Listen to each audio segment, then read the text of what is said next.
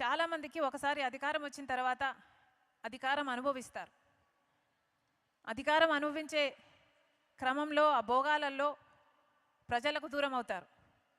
మొదట్లో రామకృష్ణ అన్న చెప్పినట్టు అధికారం లేనప్పుడు పాదయాత్రలు చేస్తారు, పోరాటాలు చేస్తారు. కానీ అధికారం వచ్చిన తర్వాత అవన్నీ మర్చిపోతారు.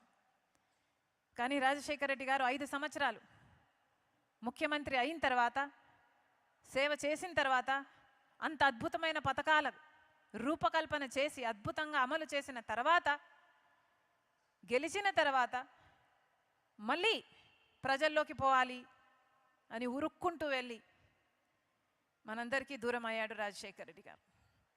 ఎంతమంది ఉంటారు అలాంటి నాయకులు? వెతికినా కనిపించరు, భూతద్దం పెట్టి వెతికినా కనిపించరు అలాంటి నాయకులు. ఇదే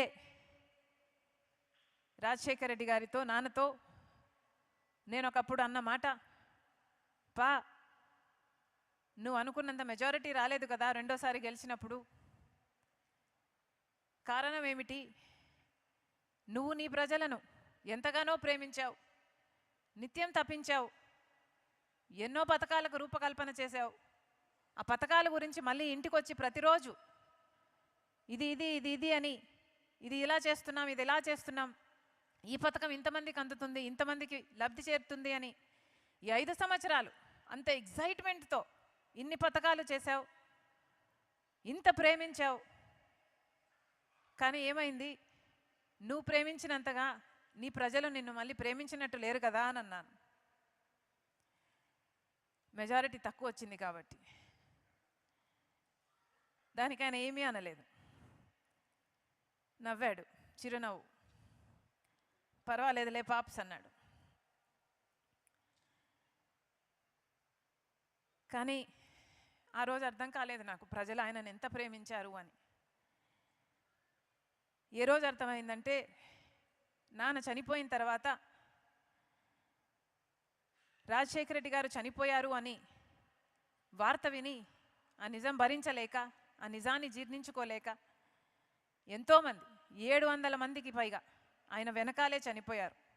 ఆ రోజు అర్థమైంది నాన్న తన ప్రజల్ని ఎంతగా ప్రేమించాడు, ప్రజలు కూడా తనని అంతగా ప్రేమించాడు అని.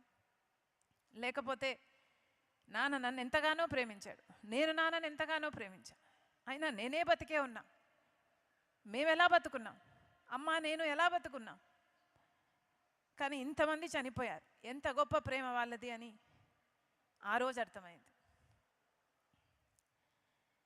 ఇలాంటివి.